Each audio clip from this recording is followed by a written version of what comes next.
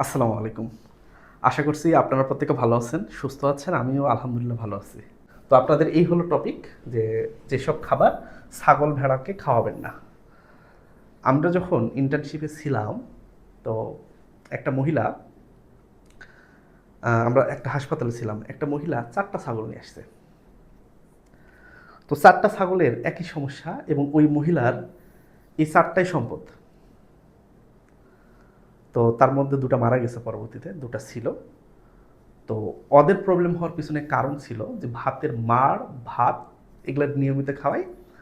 আর এক পর্যায়ে সুযোগ পাইছে, ছাগলগুলা অনেকগুলা চাল খায় ফেলছে। তো আমরা ৪টাকে বাঁচাতে পারিনি, অনেক চেষ্টা করছিলাম। আমি ওনার বাসায় গেছি ২ বার, ৪টাকে বাঁচাতে পারিনি। ২টা বাচ্চা, ২টা মারা গেছে। তো কিছু কিছু খাবার আছে যেগুলা ছাগলকে খাওয়ানো যাবে না। হ্যাঁ, এই জিনিসটা সুন্দরভাবে আপনারা লিখে রাখবেন এবং ক্লাসটা গুরুত্বপূর্ণ।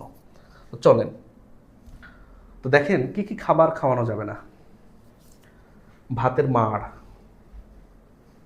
ভাত, খুদে ভাত খাওয়ানো যাবে না। রান্না জিনিস মানুষের খাবার, ছাগল ভেড়ার খাবার রান্না জিনিস না। এরা কাঁচা খাবে, ঘাস খড় খাবে, কিংবা দানাদার খাবে। এদের খাবার ভাত না, এদের খাবার ভাতের মাড় না, বা খুদে ভাত না। ভাত বাচ্ছে মুরগিকে খাওয়ান, হাঁসকে খাওয়ান, ছাগল ভেড়াকে দিবেন না। অনেকেই দেয় ভাত, ভাত ভুসি দিয়ে মাকে সুন্দর করে দিয়ে দেয়। বাবা, দেওয়ার দরকার নাই। যেদিন ১৯-২০ হবে, কাঁদতে কাঁদতে হুঁশ পাওয়া যাবে না, দিবেন না। ঠিক আছে? ভাতও খাওয়াবেন না, খুদে ভাতও খাওয়াবেন না। এবং যে ভাতের যে মাঠটা হয়, এটা কিন্তু ছাগলের সামনে দিলে ছাগল খুব সুন্দরভাবে খায়। দরকার নাই, দরকার নাই। ২, অতিরিক্ত নাইট্রোজেনযুক্ত খাবার নাইট্রোজেনযুক্ত ঘাস খাওয়ানো যাবে না। বিষাক্ত আগাছা, গাছপালা গাছপালা এগুলা খাওয়ানো যাবে না। অতিরিক্ত লবণ কোনোভাবেই আমরা দিব না। মানুষের জন্য লবণ খাওয়া খুব কম জরুরি, বেশি খাওয়া দরকার নাই। ঠিক আছে? যেমন ডাক্তার আমাকে বলেছে যে লবণ প্রয়োজনে ভাই তরকারিতে খুবই অল্প দিবেন, যতটুকু একান্তই না দিলে না। ঠিক আছে? আপনাদেরকেও আমি পরামর্শ দেই, লবণ যত কম খাওয়া যায় আপনারা খায়েন, বেশি লবণ খাওয়া যাবে না। ছত্রাক আক্রান্ত খাবার, অতিরিক্ত শস্য, কী কী আছে আমি জানাচ্ছি। ইউরিয়া সার সরাসরি, এই জিনিসগুলো খাওয়ানো যাবে না। কেন যাবে না, খাওয়ালে কি হতে পারে, এই জিনিসগুলো নিয়ে এখন আমি সুন্দর করে একটু আলোচনা করতেছি। ক্লাসটা খুবই জরুরি। আপনারা অনেকেই বিভিন্ন বিষয় সম্পর্কে জানেন, অনেকেই আপনারা সচেতন আছেন, আবার অনেকেই বিন্দাস এগুলো খাওয়াচ্ছেন। হয়তো সমস্যা হয়নি, কিন্তু সমস্যা হতে কতক্ষণ। একটা ছাগলেরও যদি হয় বা একটা ভেড়ারও যদি হয়, একটা যদি মারা যায়, আপনার কিন্তু ভাই লস। ১ মাসের হয়তো লস চলে গেল। কি দরকার, এগুলা খাওয়ানো যাবে না। এখন আসেন সুন্দরভাবে কি কি সমস্যা হতে পারে। অ্যাসিডোসিস হতে পারে। এই রোগগুলো সম্পর্কে আমি একটু ধারণা দেওয়ার চেষ্টা করব কোনো একটা ক্লাসে। অ্যাসিডোসিস, পেট ফুলে উঠতে পারে, ব্লড হতে পারে, লিভারের সমস্যা হতে পারে, কিডনি ফেল হতে পারে, গর্ভপাত হওয়ার চান্স আছে, এবং ছাগল মারাও যেতে পারে। ঠিক আছে? মারাও যেতে পারে। তাহলে ভাই, যেখানে মারা যাওয়ার একটা ব্যাপার আছে, যেটা খাওয়ালে ডাক্তার ডাকতে হয়, যেটা খাওয়ালে ডাক্তারের পিছে পিছে আর ওষুধের দোকানে খালি ঘুরতে হয়, ওটা কি খাওয়ানোই একান্তই দরকার আছে? কোনোভাবেই দরকার নাই। তো আপনারা কখনোই এই জিনিসগুলা খাওয়াবেন না। খাওয়ালে এই সমস্যাগুলা হতে পারে এবং আপনার ছাগলের সর্বশেষ পরিণতি হতে পারে। যদি ভালো চিকিৎসা না পায়, সঠিক সময়ে না পায়, তাহলে হতে পারে মৃত্যু। ছাগল একবার যদি তীব্রভাবে অসুস্থ হয়, একবার মাথা যদি নিচে নামায় আর যদি কিছু না খায়, তাহলে ওই ছাগলকে ভালো করা খুব কঠিন। যত ভালো ডাক্তার হোক, হিমশিম খেয়ে যাবে এবং দেখবেন ১৯-২০ হলেই ওই ছাগলটা মারা যাবে। তো অসুস্থ হওয়ার শুরুতেই ট্রিটমেন্ট নিতে হবে। অসুস্থ হওয়ার মাঝে বা ২-৩টা ডাক্তার পরিবর্তন করার পর ওই ছাগল ভালো হওয়ার চান্স খুবই কম। ঠিক আছে? খুবই কম। তো চেষ্টা করবেন যে এগুলা না খাওয়াতে। আর কোনো সমস্যা হলেই ডাক্তারের পরামর্শ, যত দ্রুত পারা যায় আপনি যদি চিকিৎসা করেন, তত দ্রুত আপনার ছাগলটা ভালো হবে। এখন ভাতের মাড় বা খুদে ভাত কি হবে? অ্যাসিডোসিস, পেট ফুলে উঠবে। এগুলা খাওয়ালে দেখবেন পেট ভরা ভরা ভরা ভরা ভরা ভরা, আসলে পেটে গ্যাস হয়েছে, গ্যাস তৈরি হয়েছে, এই জন্য ভরা ভরা লাগছে। ঠিক আছে, খুব সমস্যা, এটা করবেন না। পেট ফুলে যাবে, এক পর্যায়ে মারাও যেতে পারে। তাহলে রান্নার জিনিস গরু ছাগলের জন্য হারাম, খাওয়ানো যাবে না। ইসলাম শরিয়াতে হারাম না, মানে খেলে সমস্যা হবে তাই হারাম। ঠিক আছে, এদেরকে খাওয়ানো যাবে না। রান্নার খাবার শুধু খাবে মানুষ। রান্নার খাবার আপনি কুকুর বিড়ালকে খাওয়াতে পারেন, কিন্তু রান্নার খাবার গরু ছাগল ভেড়া এরা খাবে না।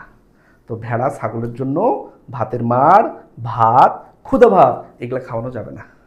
ঠিক আছে, এগুলো খাওয়ানো যাবে না, অ্যাসিডোসিস হবে, পেট ফুলে উঠবে। 2 নম্বর, অতিরিক্ত নাইট্রোজেনযুক্ত খাবার বা ঘাস। যেমন ধরেন আপনার জমিতে জমি আছে, ধরলাম যে একটা জমি আছে, জমিতে ঘাস লাগাইছেন এবং ওই ঘাসে আজকে ইউরিয়া সার দিয়েছেন, পরের দিনই কাটছেন, কাটে ছাগলকে খাওয়াইছেন, ওই ছাগল কিন্তু মারা যাবে। ঠিক আছে, তাহলে কতদিন পর খাওয়াবেন? একটা জমিতে যখন আপনি ইউরিয়া দিবেন, অন্তত চেষ্টা করবেন 2 সপ্তাহ ওই জমির ঘাস না কাটতে। 2 সপ্তাহ পর্যন্ত ওই জমির ঘাস কাটা যাবে না। 2 সপ্তাহ পর আপনি ওই জমির ঘাস কেটে ছাগলকে ভেড়াকে আপনি খাওয়াতে পারবেন। আজকে ইউরিয়া দিলেন, 3 দিন পর কেটে খাওয়াবেন, ছাগল বা ভেড়া মারা যেতে পারে। অথবা ধরেন আজকে তীব্র বৃষ্টি হলো, প্রচুর ডাকাডাকি হলো আকাশ, হ্যাঁ, আপনি সকালে ধরেন এটা হলো, বিকালে ধরেন আপনি কি করলেন, সুন্দর করে ঘাস কেটে নিয়ে যে ছাগলকে খাওয়াই দিলেন। অনেক ক্ষেত্রে ছাগলের সমস্যা হতে পারে, ছাগল মারা যেতে পারে। তো যদি খুব বৃষ্টিপাত হয় তো চেষ্টা করবেন যে ওই মুহূর্তে ঘাস কেটে না খাওয়াতে। ঠিক আছে, আর ঘাস কখনোই ভেজা ঘাস খাওয়ানো যাবে না। যে ঘাসটা খাওয়াবেন বিকালে, চেষ্টা করবেন ওই ঘাসটা যাতে করে আপনি সকালে কাটেন। যে ঘাসটা খাওয়াবেন সকালে, চেষ্টা করবেন ওই ঘাসটা যাতে করে গতদিন বিকালে কাটা হয় কিংবা 2 দিন আগের কাটা হয়, কোনো সমস্যা নেই। ঠিক আছে, এটা চেষ্টা করবেন। মাঠ থেকে কেটে এনেই ঘাস ছাগলকে ভেড়াকে খাওয়ানোর দরকার নাই, কোনো দরকার নেই। যে একান্তই সমস্যা হলে প্রয়োজনে ছোট ছোট ছোট ছোট করে খড় কাটে খাওয়ান, ভুসি দিয়ে খাওয়ান।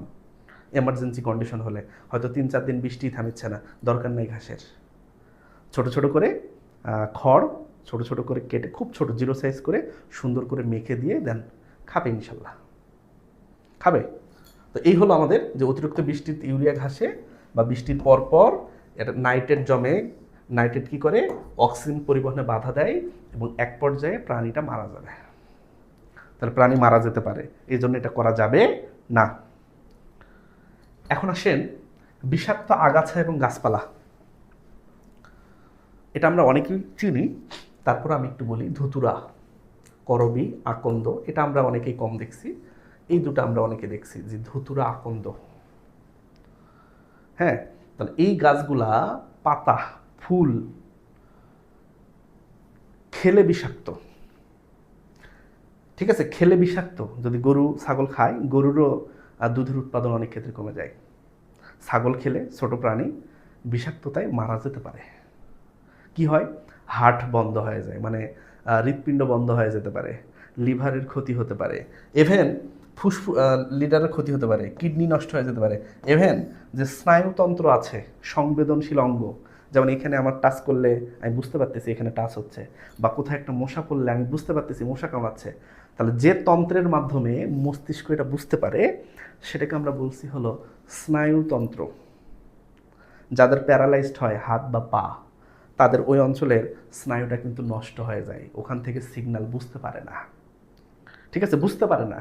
হ্যাঁ, তো এই হলো আমাদের সমস্যা, যে আমরা যদি এই জিনিসগুলা গরুকে ছাগলকে খাওয়াই বা ভেড়াকে খাওয়াই, তাহলে সেক্ষেত্রে এই প্রবলেমগুলো হতে পারে, গরুরও সমস্যা হয়।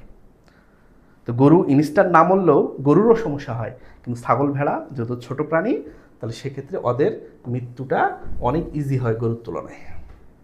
তাহলে এগুলা ফুল বা ফুলের আশেপাশে ছাগল ভেড়া বাঁধা যাবে না, কোনোভাবে বাঁধা যাবে না। একটু দূরে বাঁধতে হবে বা ছেড়ে দিয়ে আপনাকে দেখতে হবে, যাতে করে এগুলো খেতে না পারে। বা আপনার যেখানে ছেড়ে দিবেন সেই জায়গাটা ঘিরা থাকবে, ওর ভিতরেই সে ঘুরে বেড়াক। আর একটা ছাগল কতটুকুই ঘাস খায়, আর কতটুকুই ঘাস খায়। যেমন আপনি যদি ঘাস উৎপাদন করেন, হয়তো 2 টাকা 2.5 টাকা কেজি পড়বে ঘাসের উৎপাদনের খরচ।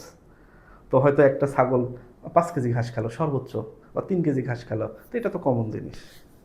তো এতটুকু ঘাসের জন্য তো একে গোটাল গ্রাম ছেড়ে দিয়ে লাভ নাই। আপনি আবদ্ধ অবস্থায় না, একটু ফাঁকা জায়গা দিলে বেশি ভালো হয়। আর আবদ্ধ অবস্থাও যে পালা যায় না, ব্যাপারটা এমন না, পালা যায়, সেটা নিয়েও আমাদের ক্লাস আসবে ইনশাল্লাহ। তাহলে এই জিনিসগুলো ভাই করা যাবে না। এখন আসেন, অতিরিক্ত লবণ কোনোভাবেই দেওয়া যাবে না। লবণ বেশি দিয়েছেন, বেশি খাইছে, দেখবেন ডিহাইড্রেশন হয়ে গেছে। ডিহাইড্রেশন হয়ে গেছে, যদি পানি ভালোভাবে না দিতে পারেন, এমনকি মৃত্যু পর্যন্ত হতে পারে। ঠিক আছে, কি দরকার? দরকার নেই। 100 কেজি দানাদারে আমরা বলেছি 1 কেজি লবণ দিতে, এতটুকুই যথেষ্ট, আর বেশি লবণ দেওয়ার দরকার নেই। ছত্রাক আক্রান্ত খাবার, ছত্রাক কোনগুলো? যেমন অ্যাসপারজিলাস বা পেনিসিলিয়াম, এগুলা ছত্রাক। এগুলা যদি কোনো একটা খাবারের উপর থাকে, খাবারে থাকে, তাহলে তারা বিষ ছাড়ে, যেটাকে আমরা বলছিলাম মাইক্রোটক্সিন। যদি খাবারটা সমস্যা থাকে, যে খাবার হয়তো ছত্রাক টত্রাক থাকার একটা চান্স আছে, সেক্ষেত্রে এই টক্সিন বাইন্ডার ব্যবহার করলে এই আতঙ্কটা অনেকাংশেই কমে। তবে জিরো কোনো দিন হয় না। তো জিরো যদি করতে চান, তাহলে খাবারটাই ভালো হতে হবে, খাবারে যাতে করে ছত্রাক না থাকে এটা দেখতে হবে।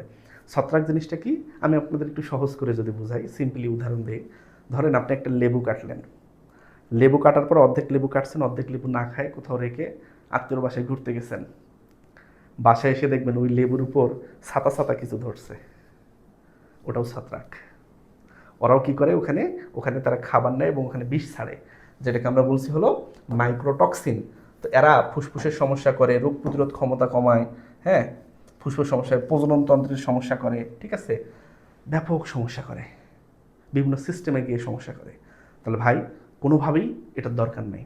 এক পর্যায়ে এই প্রাণীটা মারাও যেতে পারে, মারা যাওয়ারও ইতিহাস আছে, মারাও যেতে পারে। তাহলে কি দরকার, যে খাবার যখন মানুষের থেকে কিনে নেবেন, তাহলে চেষ্টা করবেন ওই খাবারে যাতে করে ছত্রাক না জন্মে। ছত্রাক থাকলে ওই খাবার ফেলে দেবেন, ভাই নিয়ে যা তোর খাবার, আমাকে ভালো খাবার দে, আমি টাকা দিয়েছি, আমাকে ভালো খাবার দিবি তুই।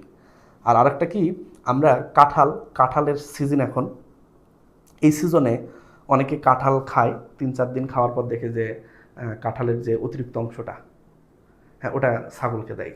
দেখবেন যে ওখানে একটু ছত্রাক টত্রাক ধরছে, তো কই প্রাণী খায়, কিছু হবে না। আসলে কি তাই? কিছু হবে না। আসলে কি তাই? অবশ্যই হবে। তো ওই জিনিসগুলোও ছাগলকে খাওয়ানোর দরকার নাই। ছাগলকে যদি খাওয়াতে চান, আপনি যখন খাবেন তখন খাওয়ায়েন, যাতে করে নষ্ট না থাকে। নষ্ট না থাকে, নষ্ট জিনিস, ছত্রাক ধরা জিনিস কোনোভাবেই খাওয়ানো যাবে না, কোনোভাবেই না, কোনোভাবেই না, কোনোভাবেই না, খাওয়াবেন না।